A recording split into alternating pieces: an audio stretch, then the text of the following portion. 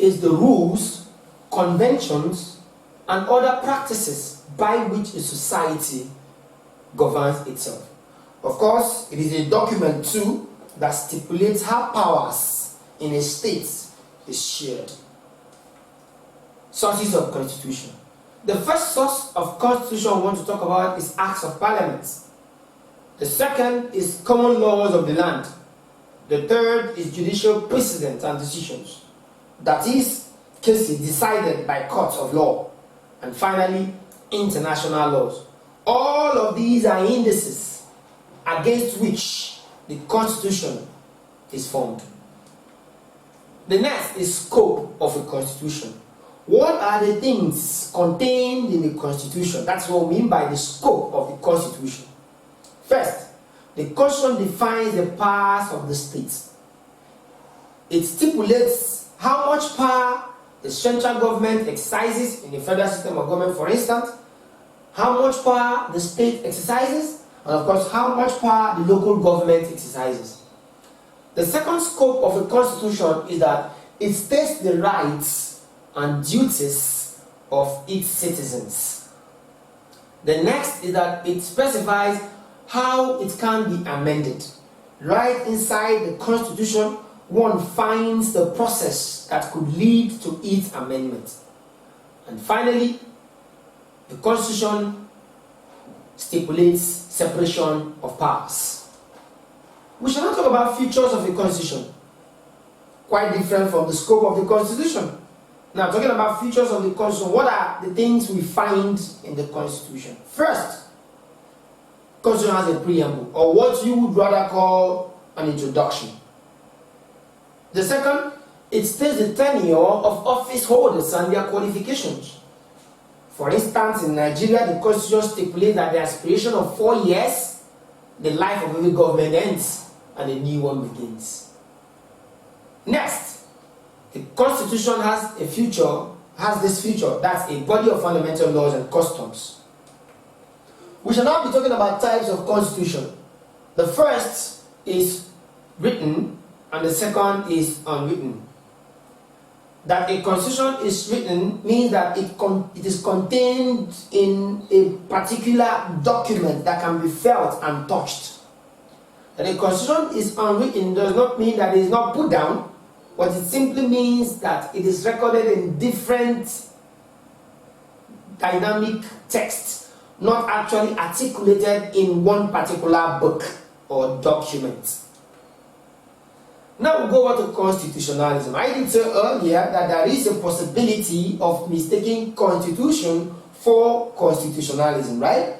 But now we have defined constitution earlier as the rules, conventions, practices that stipulate how people are governed, or a document that stipulates how powers are shared among the government and of course all other components of it. The constitutionalism, on the other hand, is the belief in the constitution. Constitutionalism has to do with the belief in the workings of the Constitution. Now that is constitutionalism. I shall ask you a number of questions now. One, define the term Constitution. I'm sure you remember I said that it is a body, it is a document that contains how the powers of the government are shared, and of course that stipulates how citizens are governed. What about the features of Constitution? It has a preamble. It stipulates how powers are shared. I'm sure you remember all of these. We shall now be talking about structure of government. One is the executive. The executive includes cabinet executive and parliamentary executive.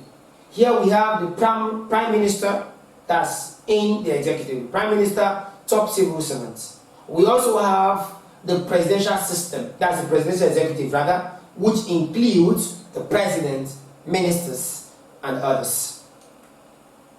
The control of the executive by the legislature. There are two groups of people who control the executive. One is the legislature, the next is the people. The legislature controls the executive. You may want to ask how?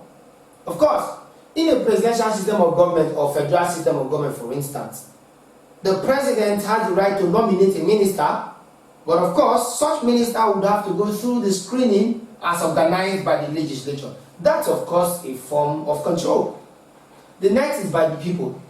The constructive criticism offered by the people in a society is a form of check to the government. The legislature. The legislature is the law-making organ of the government. Now, we shall be talking about two types of legislature. That's unicameral legislature and the bicameral legislature. The unicameral legislature is the law-making body where we have just one arm. But of course, in the bicameral, we have two arms. I think I have made reference to the House of Representatives in Nigeria, for instance, and the House of Senate, which approximate the House of Commons and the House of Lords in Britain. Now, I want to talk about stages of passing a bill into law. There are about 5 stages. The first is the first reading. At this point, the bill is introduced to the House and copies are made and distributed to members of the Parliament. In the second reading, an in-depth analysis of the bill is made. The person who introduces the bill explains the content of the bill and what aim the bill would achieve. At the committee stage, which is the third stage, the bill is distributed to some members of a committee who, at the report stage, that's the first stage, will bring their findings and whatever it is they have read through this bill back to the floor of the House. The last stage, which is the third reading, would be an in-depth analysis of every member of the House on the bill, and of course, the sending of the bill to the President to append his assent. These are the processes a bill would have to go through before it is passed into law. The next is judiciary. We have talked about the executive, talked about the legislature. Now we are talking about the judiciary. This includes all those responsible for interpreting the laws of a country. They include the court system, lawyers at the bar, and other law enforcement agencies. We may now want to talk about functions of the judiciary. They interpret the law. That's of course their basic function. They punish offenders for breaking the law by sending them to jail. They decide on the result of presidential and legislative elections that are challenged by defeated candidates. These are 3 functions of the judiciary.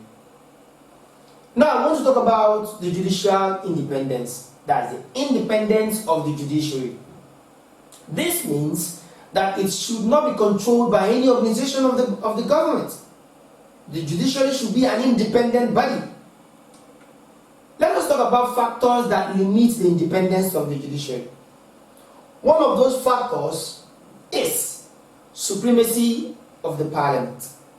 The next is increased power of modern executive. And of course, finally, appointment by the President. Since the President appoints the judges and of course other members of the judiciary, these members that are appointed are almost always often going to do the biddings of their master who appointed them. This factor limits the independence of the judiciary. The next topic is principles of government. Now, we shall be talking about a number of principles. We shall start first with the rule of law. The rule of law simply means supremacy of the law. That is, equality before the law, right to personal liberty, problems of application of the rule of law. The rule of law could be difficult to apply for a number of reasons. We shall take 3 of them. The first is that the type of government in power. In a military system of government, it could be very difficult to talk about rule of law because a good section of the Constitution is dumped. The next problem of the application of the rule of law is declaration of state of emergency. When a state of emergency is declared, martial law is employed and people's right, freedom of speech is checkmated and infringed upon. The next problem is special tribunals. Certain government officials would have special courts set up for them to try special cases. If this is done, it means that a number of persons are given preferential treatment. The rule of law stipulates that people are tried in the same court if they commit the same crime. But when special tribunals are set up for some special persons, then it becomes a problem for the application of the rule of law. We shall now be talking about fundamental human rights. These are rights you enjoy by virtue of being a human. If you have the status of a human, then you enjoy these fundamental rights. They include right to life, economic rights, social rights, access to information. You have the right to live. You have the right to do your legitimate business. You have the right to join any social organization or religious organization, insofar as joining such organizations will bring about the freedom of others. Now, we shall be talking about means of safeguarding safeguarding fundamental human rights. One, we shall be considering three means. The first means is this: it should be entrenched in the Constitution. If the fundamental human rights of citizens are in the Constitution, then it becomes easy for those human rights to thrive. Again, the independence of the judiciary. If the judiciary is truly independent, fundamental human rights are properly safeguarded, because the common man has confidence in the court of law to actually pass judgment as and when due. Again, is press freedom. Press freedom actually advances fundamental human rights.